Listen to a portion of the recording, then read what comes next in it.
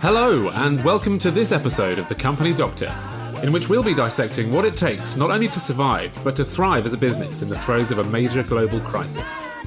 We're very lucky to be joined by Paul Wickers, CEO of Huggg, the platform that makes it simple for businesses to send gifts at scale, helping them to reward their teams and retain their customers with a human touch.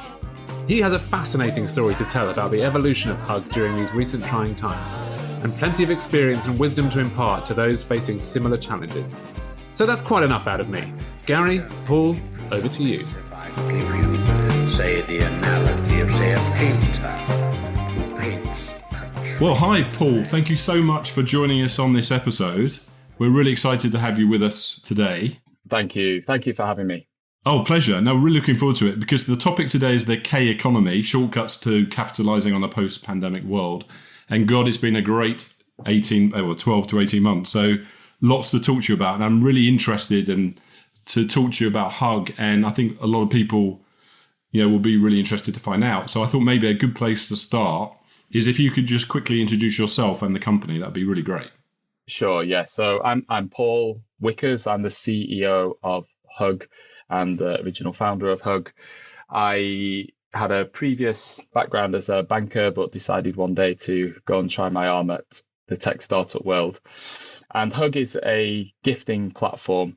So what we do is we make it ridiculously simple for businesses to send gifts either to their staff or to their customers, to the point of full automation if they need to. Fantastic. And I did try it myself.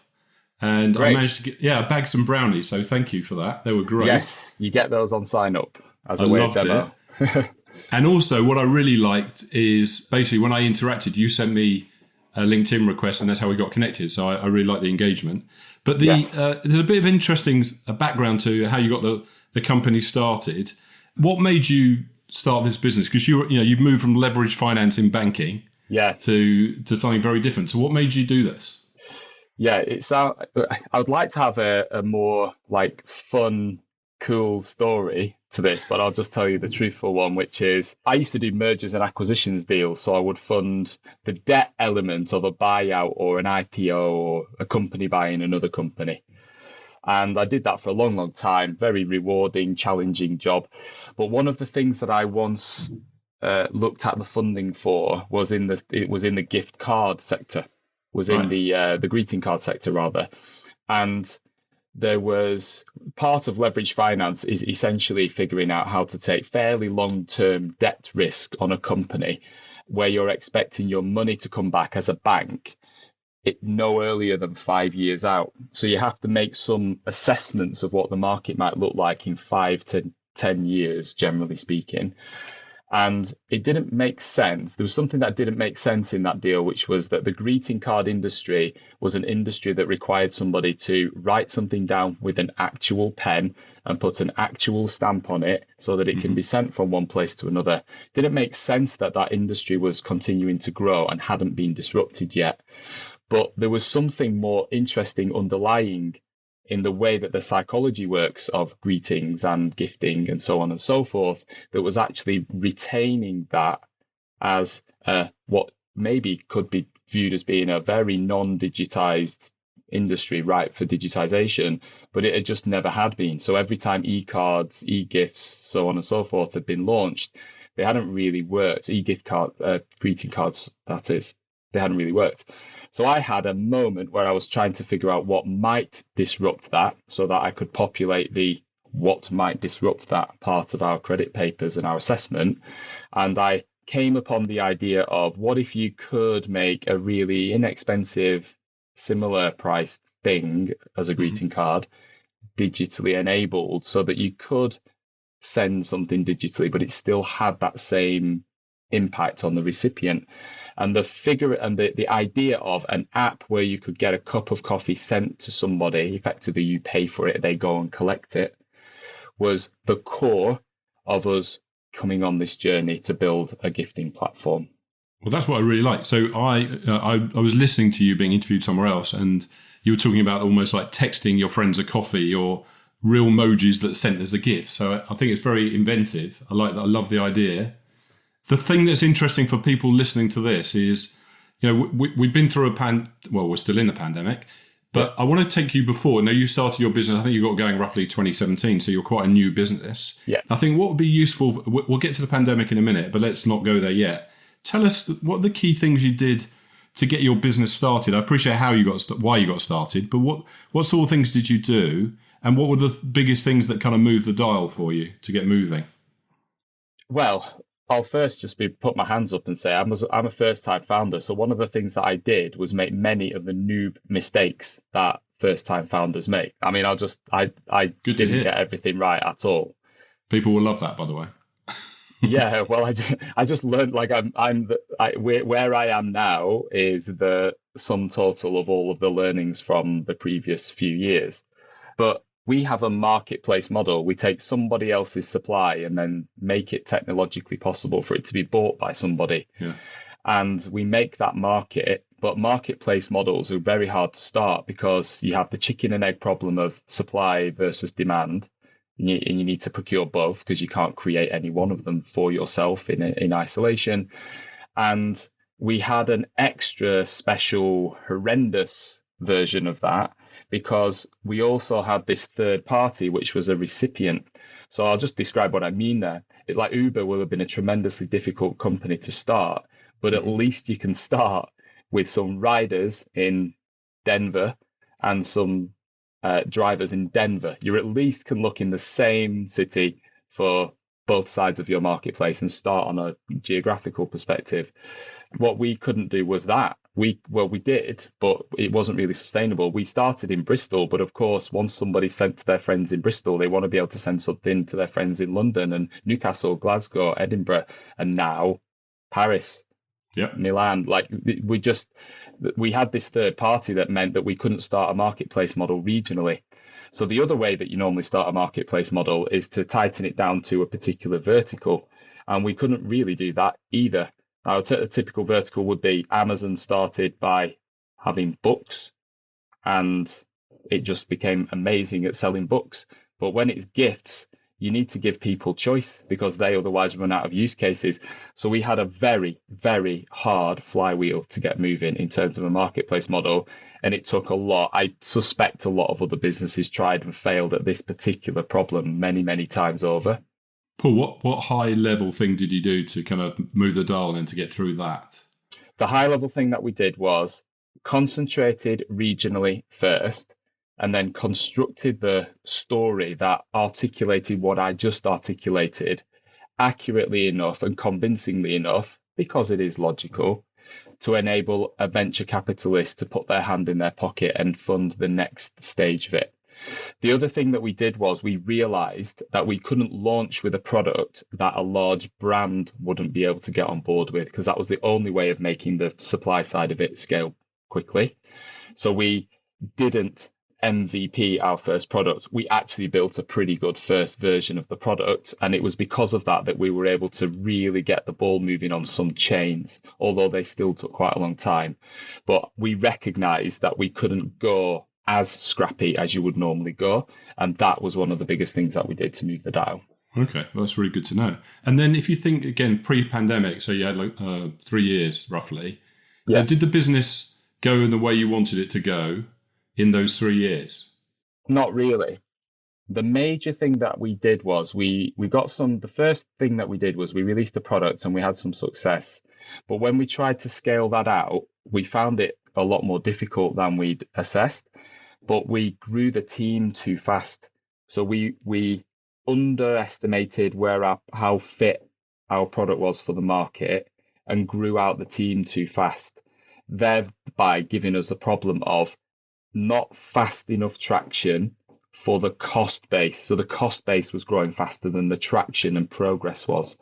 And that became it became a very difficult problem for us to then deal with. And fundamentally what we did was we tried to scale a business that didn't have product market fit.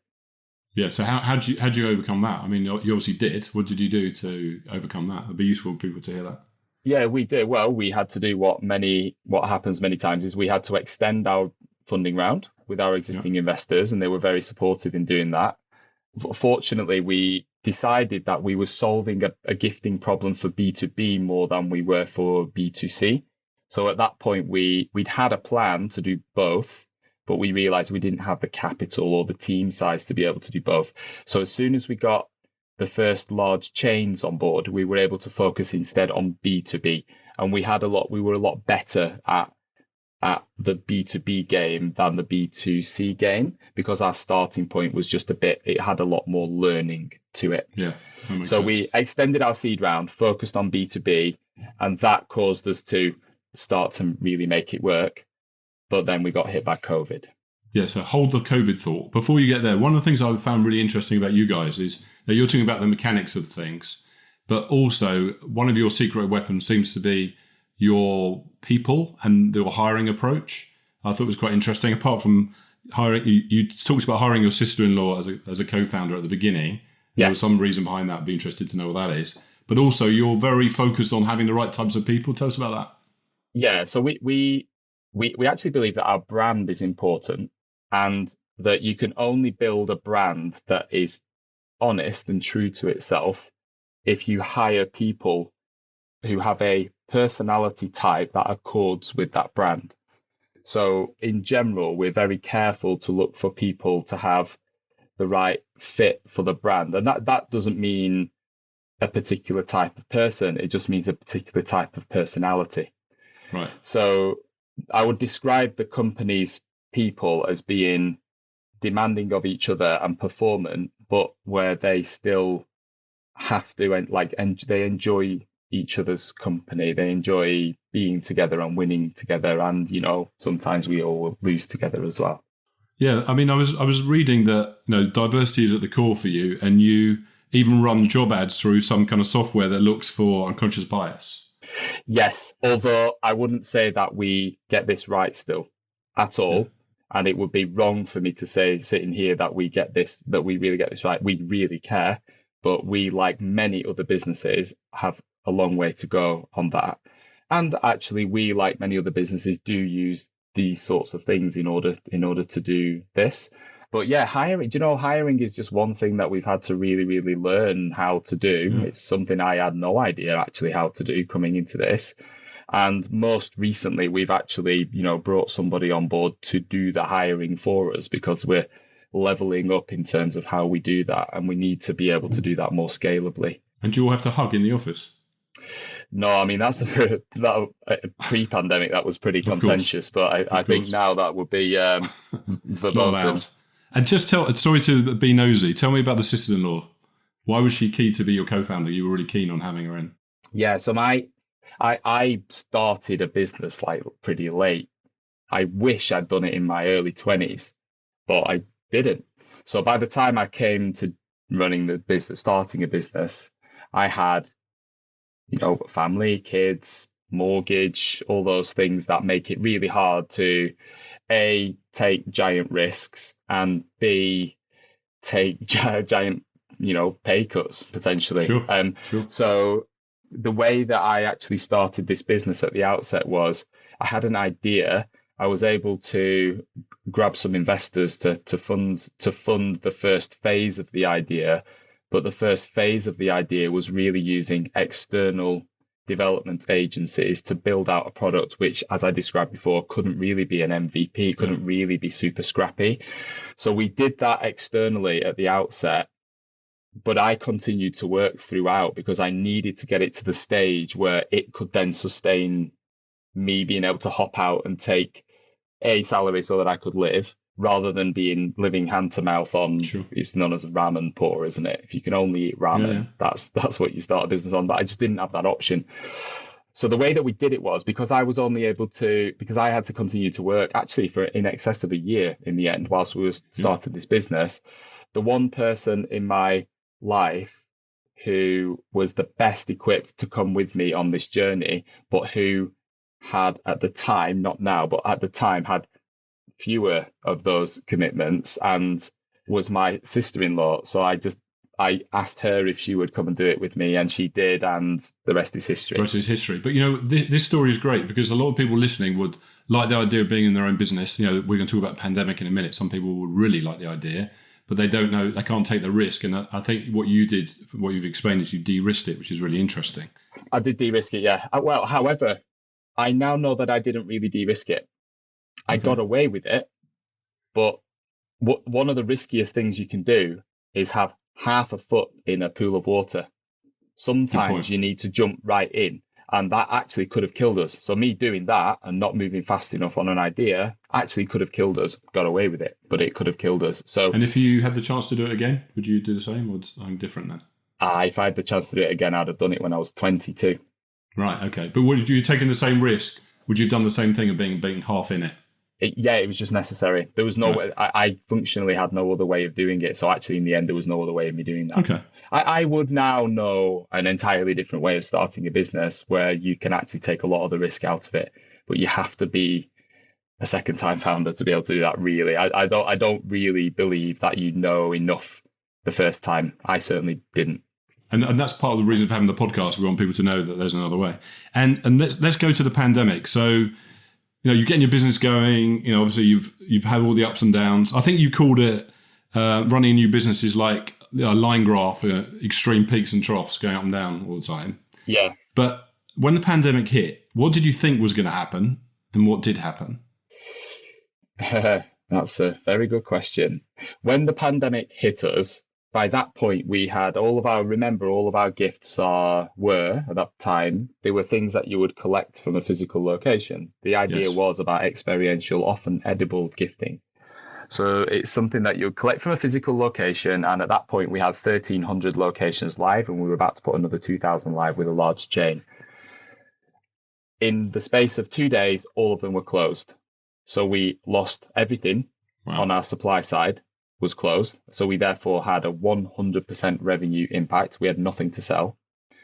And we actually were at the point of just raising a little bit more financing that was going to see us through. When I talked about extending the financing, some of that wasn't closed yet, but that part was coming from external investors, and all investments basically stopped at that moment in time, including those ones, understandably, because everyone who was about to give us funding had 1,000,001 other problems in their existing so everyone's portfolios. In panic at the same time.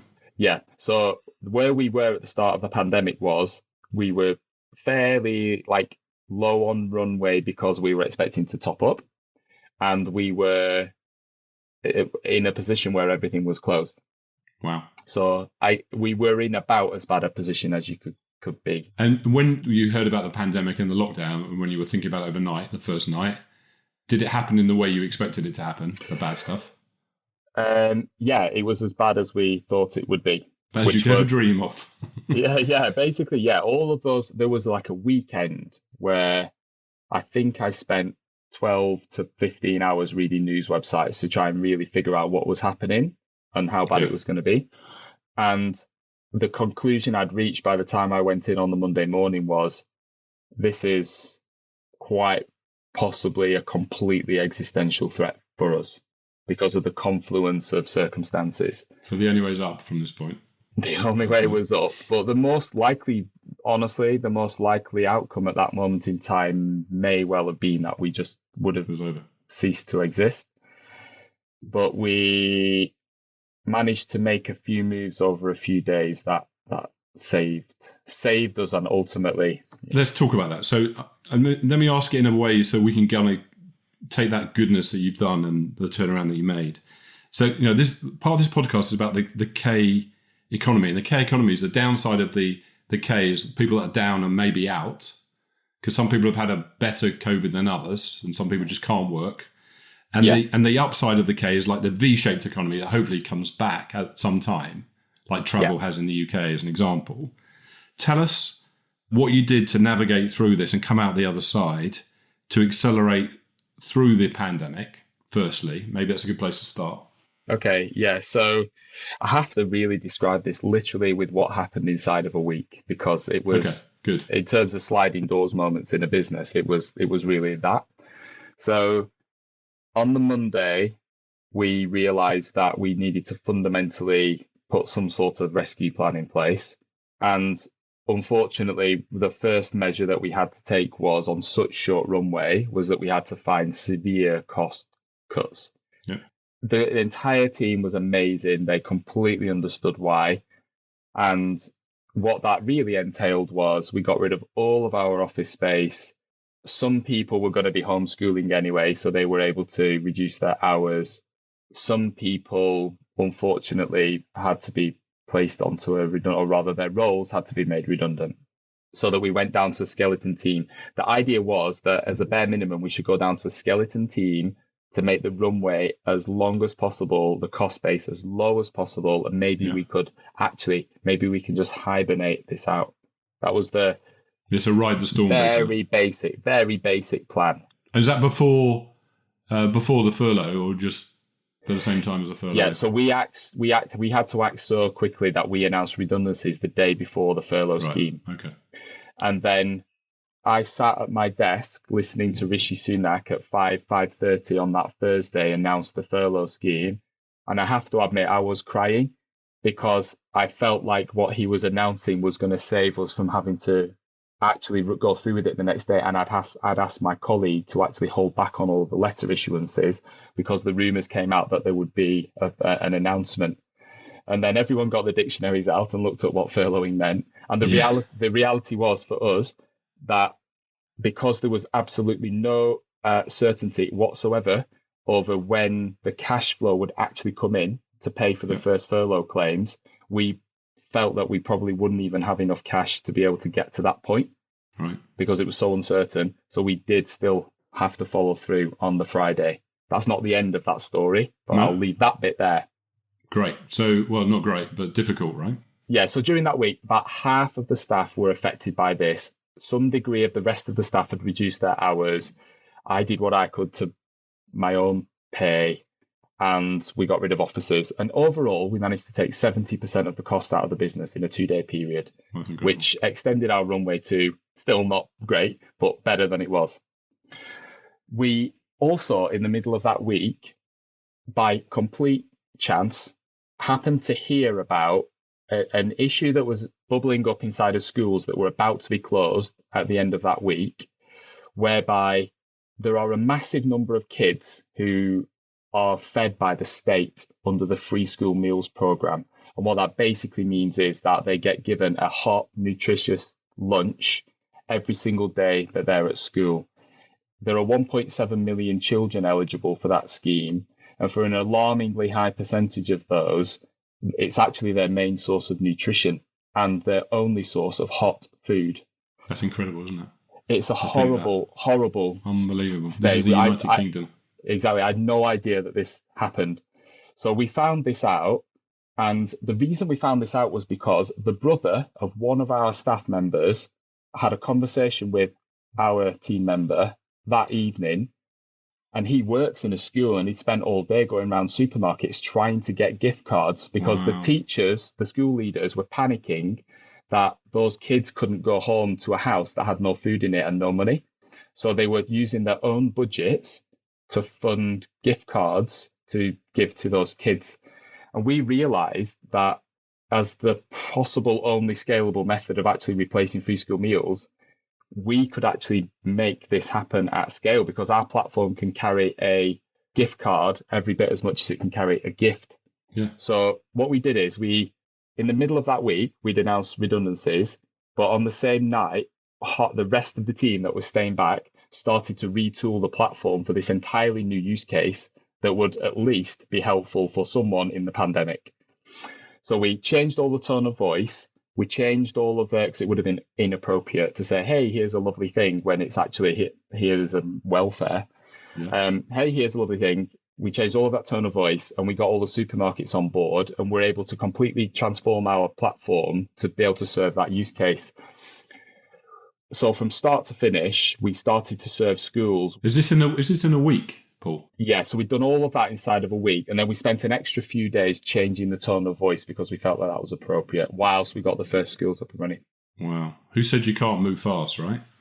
You can move fast if you need to. If you need to, you can move quick. If you're in a small business, you can move quick. If you're in a big business, there's layers of bureaucracy that stop you from moving at all. So that's what we did. And then the next week, we started to serve our first schools.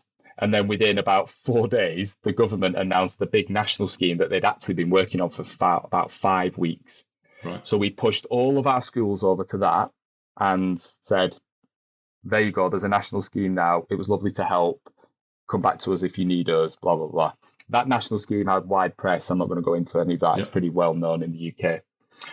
Now, what happened in the interim period was, over that weekend, we also were approached, because of what we'd done, we were approached by the British Red Cross, who'd seen in the press that we'd done this stuff for schools.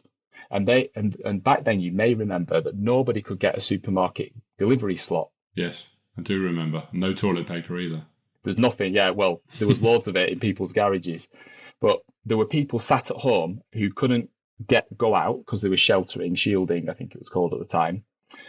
They were shielding and they couldn't get a supermarket delivery slot and maybe didn't know anybody who could go shopping for them. Horrible situation for lots of people. The British Red Cross stepped in and said, we've got 30,000 volunteers and another 70,000 reserve volunteers, but we've got no secure method for somebody at home to be able to place a shopping list order and pay for it such that we can dispatch a volunteer to do it. And we put our heads together. They asked us if we could help them with it. And we put our heads together. We managed to ship a full working solution of that in 12 hours, get back out to them, fully working. And 1 week later, we ended up signing a partnership with them. So from day one to day 10, we'd basically gone from, we'd shaved a lot of cost out of the business. We'd taken a look at the furlough scheme, decided we still couldn't use that because of the cash flow uncertainty. We then retooled for schools, been not kicked out, just the schools thing had gone away. We couldn't help there anymore, but then gone live with a solution for the British Red Cross with a partnership. And the sum total of all of that meant that we then went back to investors a couple of weeks later, existing investors, and said, look, this is the situation we're in. This is what we've done. This is how we're going to move forward. And our lead investor just turned around and said, look, you could have rolled over.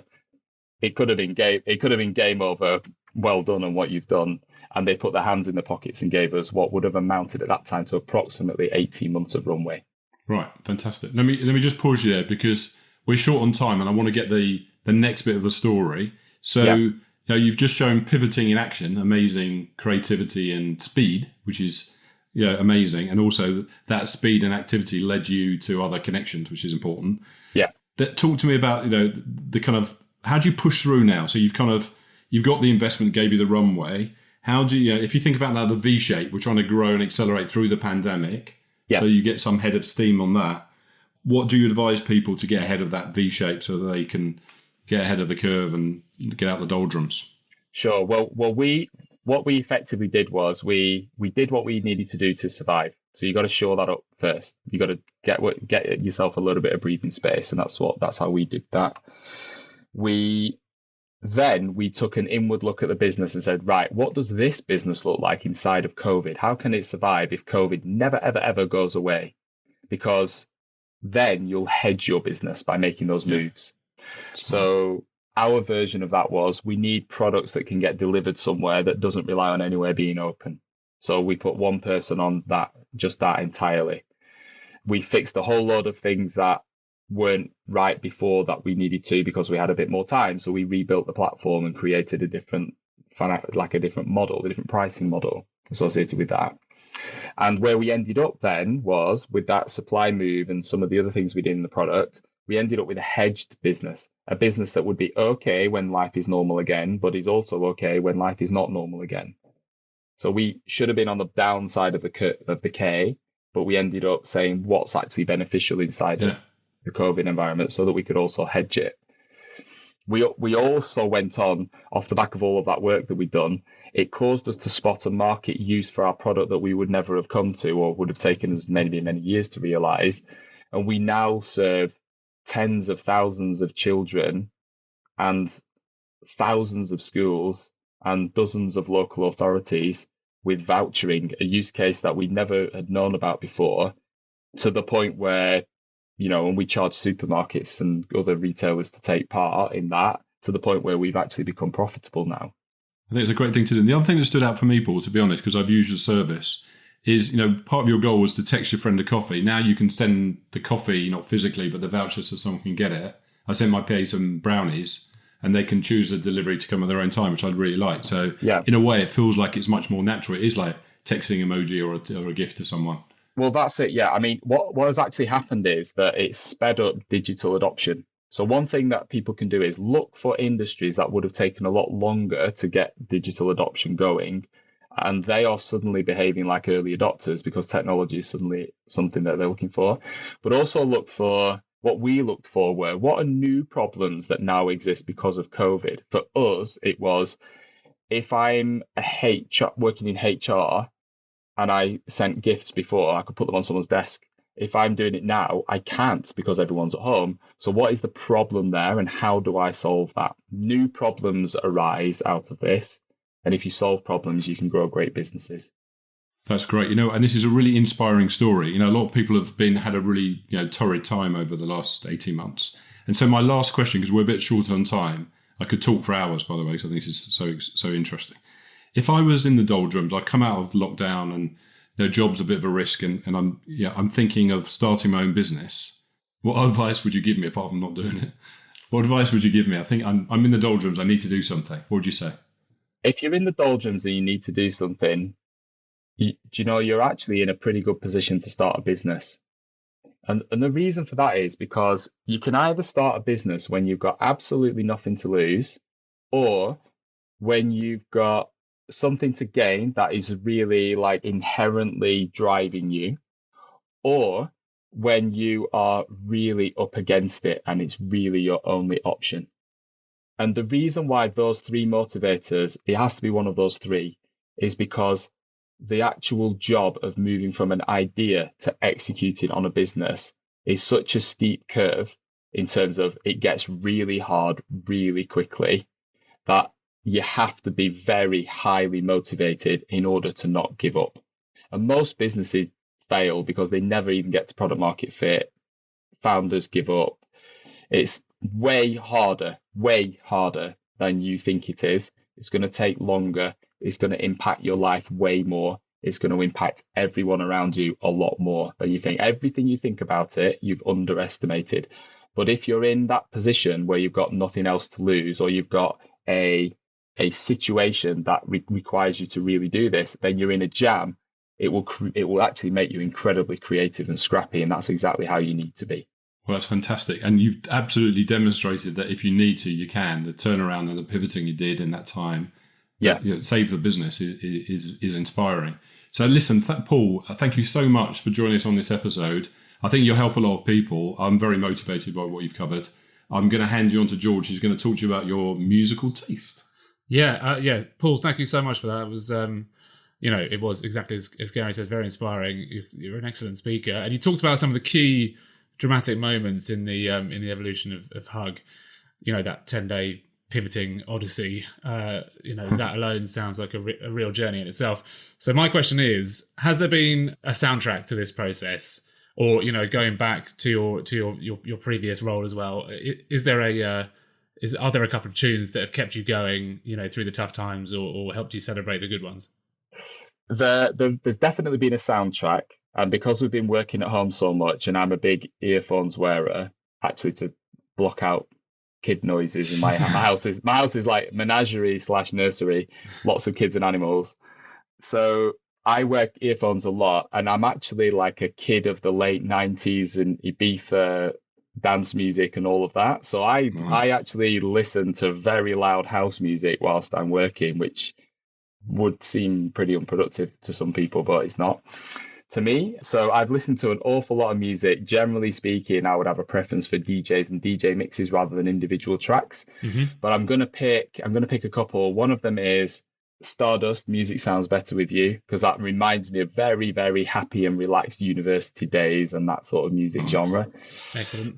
The second one of those is not from that genre, but I really love listening to disco music, and my personal view is that Chic and Nile Rodgers are the best music producers ever. And so I'm going to go with Everybody Dance by Chic.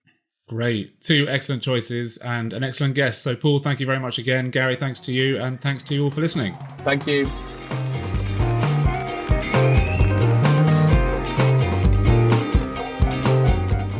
If you want to join the growing ranks of subscribers and keep up to date with all new Company Doctor episodes, previous sessions and bonus content, visit thecompanydoctor.com and be sure to sign up to the blog, leave a lovely review and tell all your friends. See you next time.